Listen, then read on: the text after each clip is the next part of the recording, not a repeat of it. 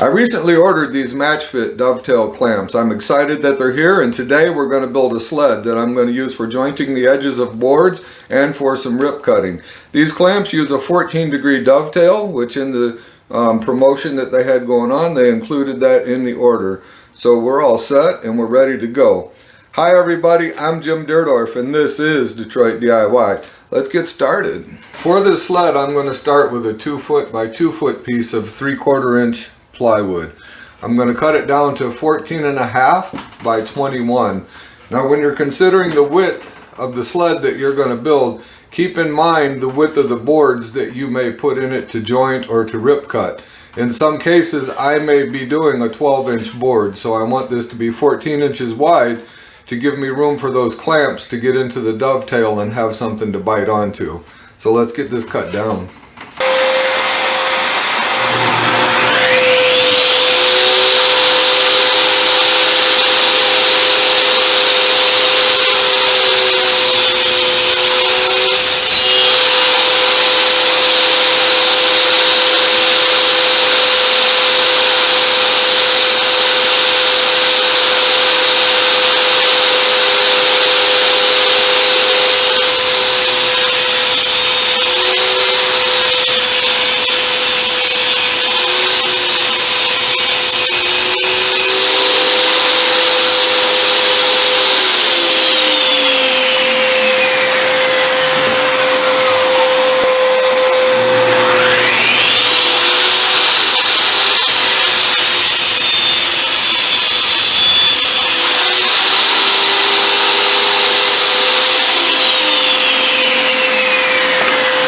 Now that I have this cut, I cut it at 14.5 by 21, and I'm going to take this last ½ inch off after I get my miter slot guide attached to the sled. So what I want to do now is just mark the outside edges. So I have my fence set at 14 inches right now, and I am up against my fence. And I'm going to do the same thing on this side. Is mark my miter slot. Now I'll be able to transfer those marks over to this side and this side, and then just use a straight edge to connect the lines.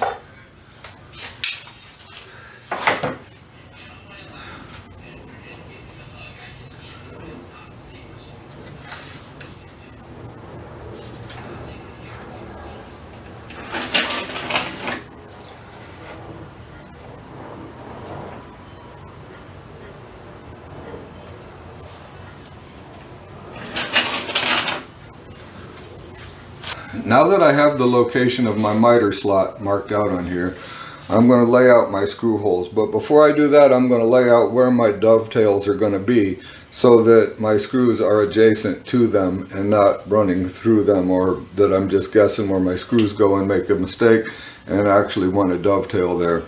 So I believe what I'm going to do is I'm going to come in about 2 inches on each side, and then I'm going to go 6 inches and center, and we'll see what that looks like.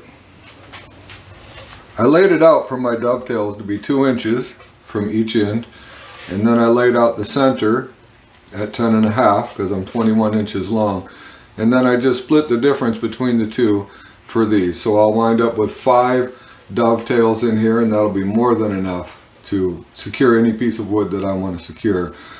I've got my holes laid out in between each one of them to hold the strip of wood on that I'm going to use to go through my runner. So I'm going to get them drilled and I'm going to countersink them. I'm going to use this as my top side and this is my bottom. So I'm just going to drill through just to get the hole as a reference, and then I'll countersink them from the other side.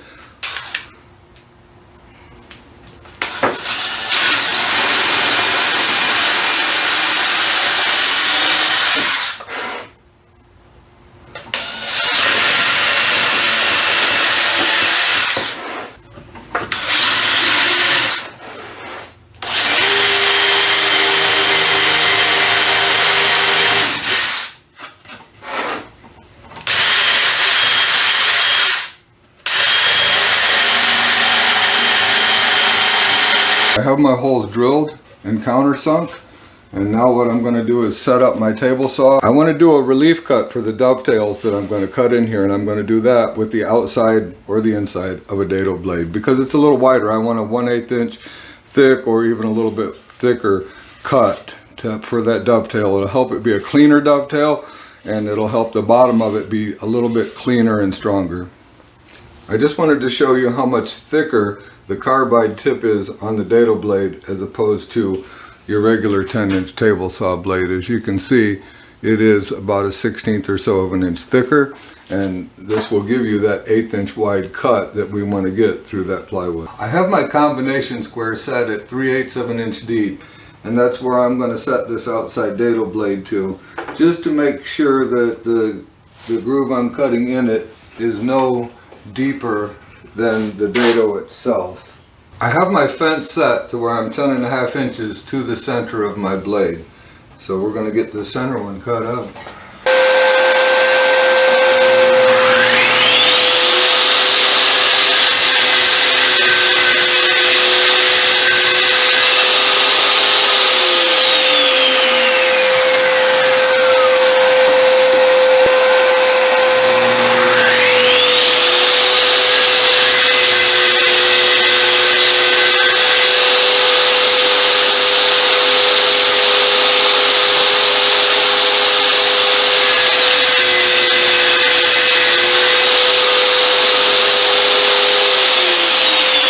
Now I have my set fence 2 inches from the center of the blade.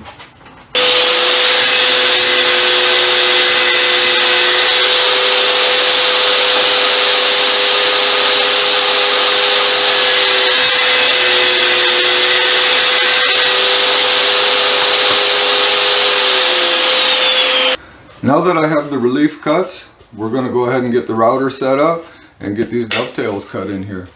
My router table is too small to get this in there and get it done correctly, so I'm just going to use this piece of 1x material as my fence. It's 3 inches from the center line to the outside edge of my router, so I'm going to go ahead and cut these dovetails.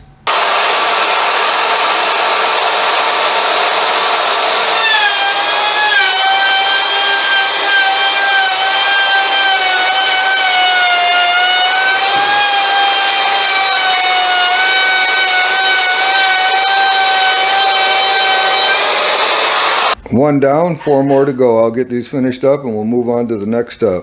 I have 4 of the dovetails done, and 1 I screwed up. The router got a little squirrely on me and it just messed it all up. So what I'm going to do is I took the table saw and I went ahead and just cut this dado in here, just using my blade, single passes, and then I made this piece to repair it that I'm going to glue in. As time goes on and this sled gets wore out, this is probably what I'll do as needed to repair each of these grooves anyway. So I'm going to get this glued in. Just want to show you guys the router's a little bit squirrely, trying to hold it up against the fence. It wants to kick out and wiggle around.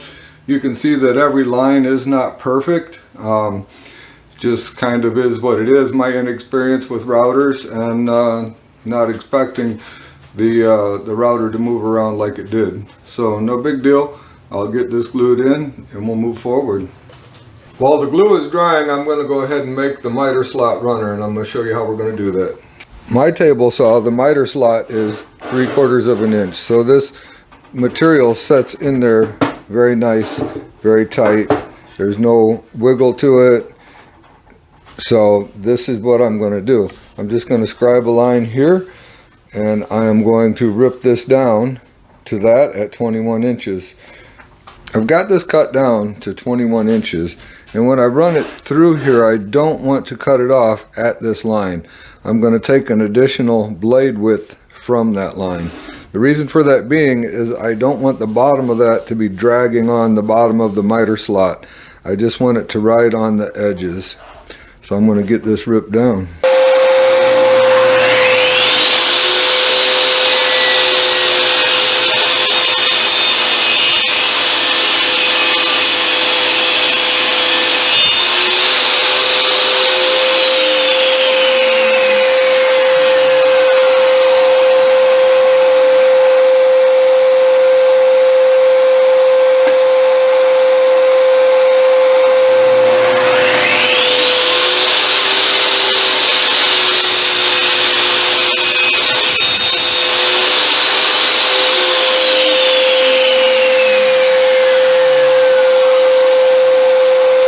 If you choose to cut a small strip through the table saw like you just saw me do, make sure that you leave enough material that when you turn it around and come through the other side, that this end gets to the riving knife and the riving knife holds it against the fence before you can turn the saw off or let go of it. You need to make sure that the material is clear of the back of the blade so that it's not sitting there and maybe could grab it and throw it out. So always make sure if you turn it around and cut the other side that you leave enough material for it to get to the end of the riving knife.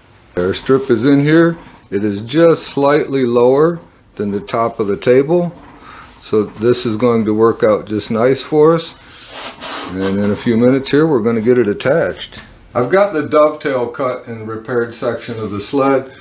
It turned out really good, no issues. I'm going to let the glue dry a little bit more before I stress it, but I'm going to sand the back of this before I put the runner on, and then I'll probably put some paste wax on it to help it slide, and also on the runner once it's installed. So now I'm just going to hit this with some 150.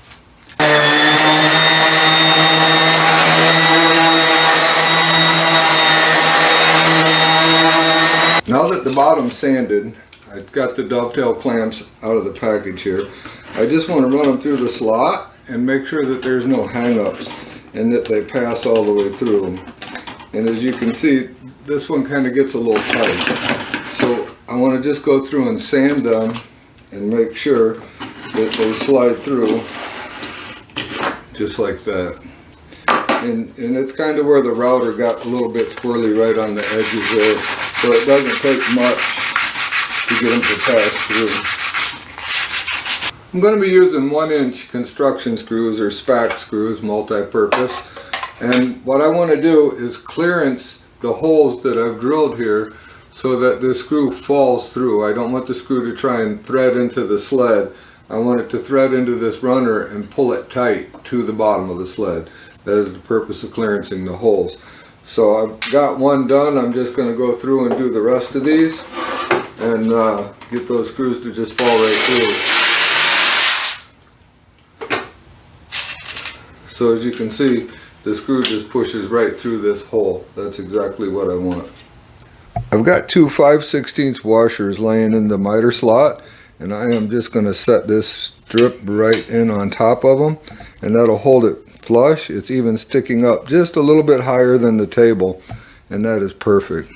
I have my fence set 14 inches away from my blade. Now I just want to get a little bit of glue on this runner, and we're going to screw it together.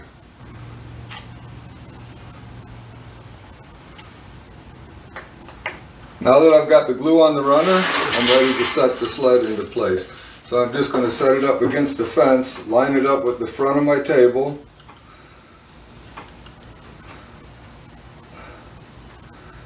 and set it right down in there, just like that. Now I'll go ahead and screw these screws in.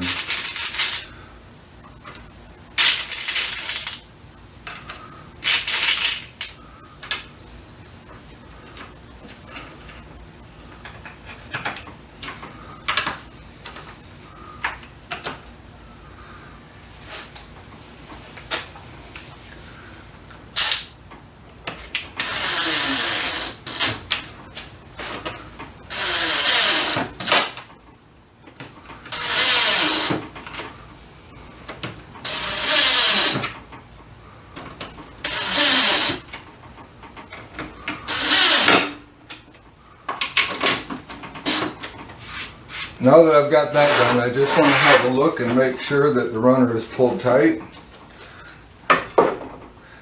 Get these washers out of here and clean any excess glue off. Now with the fence removed and the runner installed, we have a free moving sled. So what I want to do now is raise my blade up and trim it down to the 14 inches that I wanted.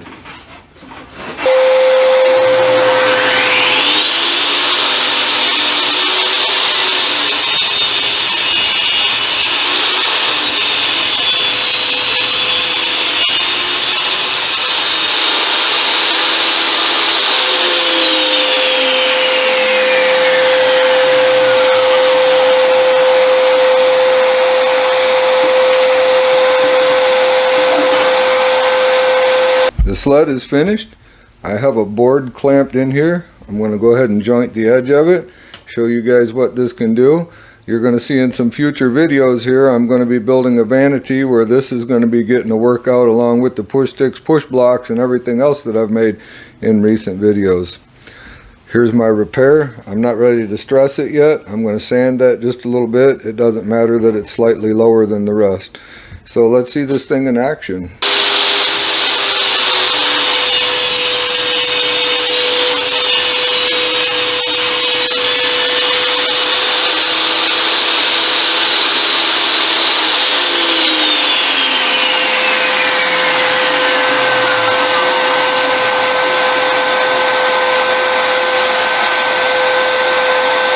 There we have it. That works beautiful. Put a little pencil mark on the jointed edge so that you know which one.